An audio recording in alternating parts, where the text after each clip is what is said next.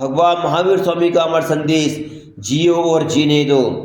जीना हमारा अधिकार है, जीना हमारा अधिकार है, दूसरे जीवों को जीने देना हमारा कर्तव्य है। हम स्वयं जीना चाहते हैं, हम स्वयं जीना चाहते हैं, हम स्वयं के जीने के लिए दूसरे के जीवों का घात कर देते हैं, हमें उनके प्राणों की परवाह नहीं होती है। बंधु, जीना हमारा अधिकार है, हम जीना चाहते हैं, हम स्वस्थ रहना चाहते हैं, हम बलवान होना चाहते हैं, हम पुष्ट बनना चाहते हैं, हम अपना रूप सौंदर्य चाहते हैं, हम श्रृंगार की वस्तुएं चाहते हैं, लेकिन दूसरों का प्राण लेकर के चाहते हैं। जरा कल्पना कीजिए, जरा सोचिए, ये आपके इत्र, ये आपके शेंट, ये आपके साबुने, ये आपके रेशमी वस्त्र, ये आपकी बनारसी साड़ियाँ, ये आपके कोसा की कुर्ती साड़ियाँ, ये आपके जूते चप्पल belt lipstick cream powder shampoo, ये सब कहाँ से आते हैं? क्या बिना जीवों के घात के भी नहीं आते हैं? क्या बिना जीवों के प्राण का वध किए आते हैं? क्या नहीं आते हैं। बंधु, ध्यान रखना, प्रत्येक जीव जीना चाहता है, मरना कोई भी नहीं चाहता है। अगर नाली का कीड़ा भी है तो भी जीना चाहता है। बंधु, जरा कल्पना कीजिए, तुमको जरा सी सुई चुभ जाती है, पैर में कांटा चुभ जाता है, आपको कितनी वेदना होती है, कितना दर्द होता है, कितना दुख होता है, और तुम्हारे सुख के लिए जो जीवों पर छुरियां चलाई जाती हैं, उनका रक्त बहाया जाता है। बंधु सोचो, क्या उनको कष्ट नहीं होता होगा? क्या वह जीवन है? नहीं है। भगवान महावीर स्वामी कहते हैं कि चाहे वनस्पति से लेकर करके एक इंद्रिय जीव हो, दो इंद्रिय हो, तीन इंद्रिय हो, चार इंद्रिय हो, चाहे पंचेंद्रिय हो, प्रत्येक जीव है, प्रत्येक जीव जीना चाहता है, मरना कोई भी नहीं चाहता है। जैसा हम जीना चाहते हैं, जैसा हम सुख सुविधा चाहते हैं, वैसा प्रत्येक जीव भी जीना चाहता है, मरना कोई भी नहीं चाहता है। बंधु, हम कितने दयालु, हम कितने करुणाशील, कहा हमारा दया धर्म है। दया ही धर्म का मूल है। जब दया ही नहीं होगी तो हमारा धर्म में कहाँ से आएगा? जब धर्म नहीं होगा तो बंधु ध्यान रखना, जब धर्म नहीं होगा तो हम धर्मात्मा कैसे कहलाएंगे?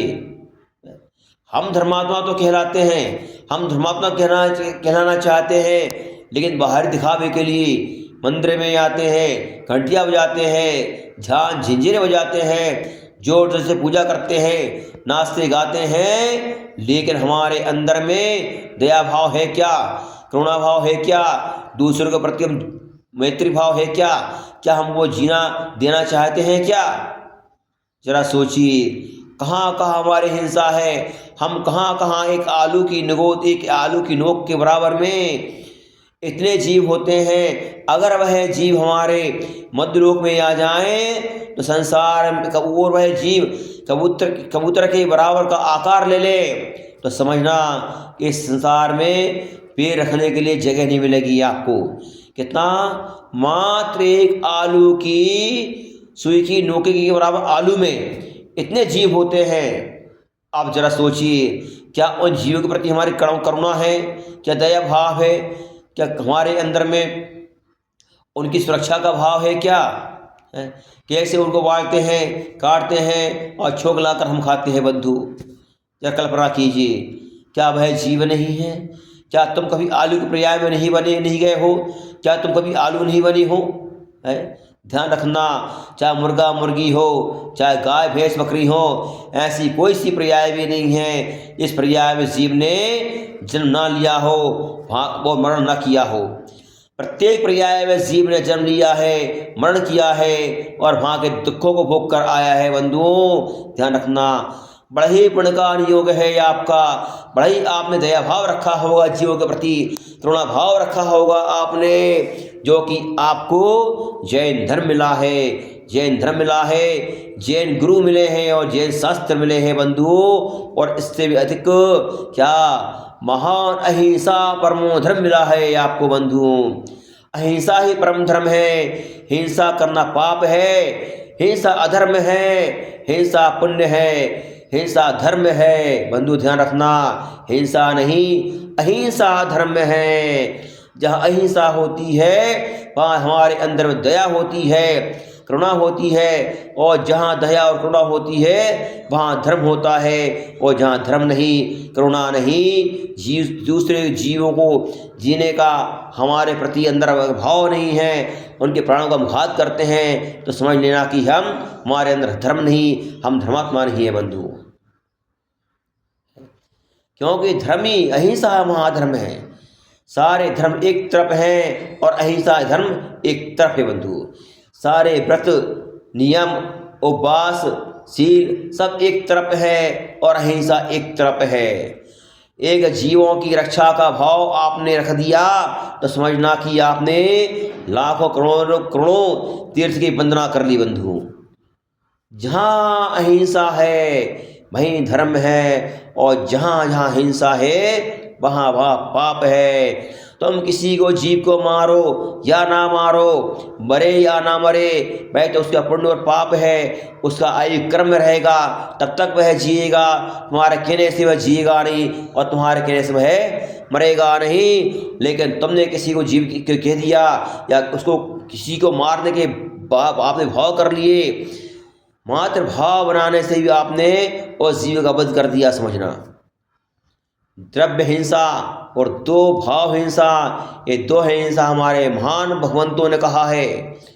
द्रव्य हिंसा तो हम नहीं करते, मान लेते हैं कि आप जैनी हो, द्रव्य हिंसा नहीं करते हो, एक चींटी की रक्षा करते कि तुम्हारे अंदर में भवे की रक्षा करते हो। लेकिन हम पंचेंद्रियों के प्रति में हमारे अंदर क्या अभाव रहता है, किस बात का? दया का। जरा ध्यान रखो, जरा सोचो, जरा कहाँ का हम दया करते हैं, कहाँ का हमारा भाव होता है। घर परिवार में हम रहते हैं, छोटी छोटी सी बातों के लिए हम लड़ते हैं, झगड़ते हैं, और हमारे मन की पूर्ति नहीं होती है तब उनको मारने के भाव भी बना लेते हैं।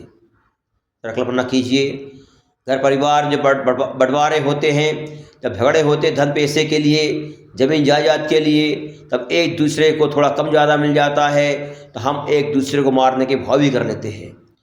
ऐसे कितने बार हमने अपने माँ को मारने के भाव बना लिए होंगे, पिता को मारने के लिए भाव बनाए होंगे, भाई भाई को मारने के भाव बनाता होगा, पति पत्नी को मारने के भाव बना लिए होंगे,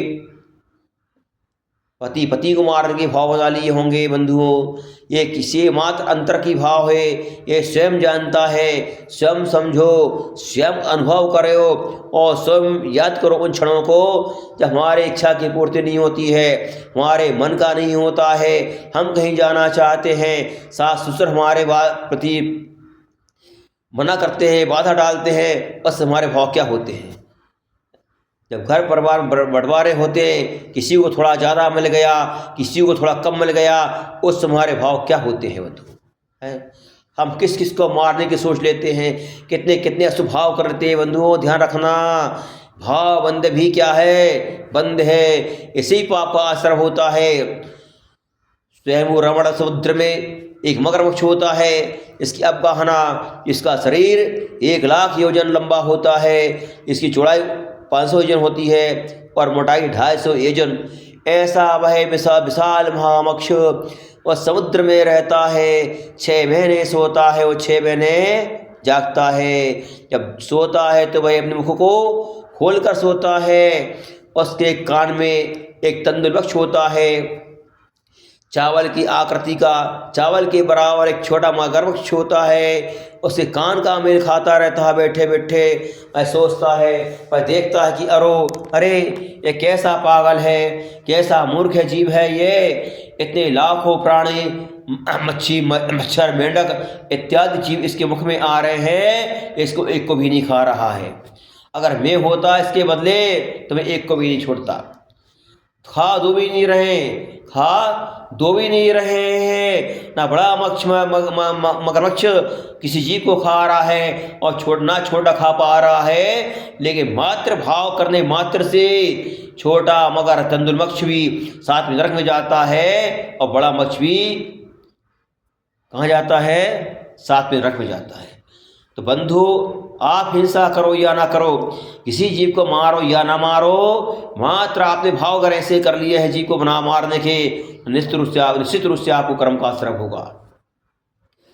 इसलिए हम अपना कर्तव्य करें, हम अपना कर्तव्य तो करते हैं, हम अपना अधिकार चाहते हैं, हमें अपना अपना कर्तव्य हमें निभाना होगा, हमें अपना कर्तव्य करना होगा। तब हुआ महावीर स्वामी का संदेश जियो और जीने दो हमारा सार्थक होगा।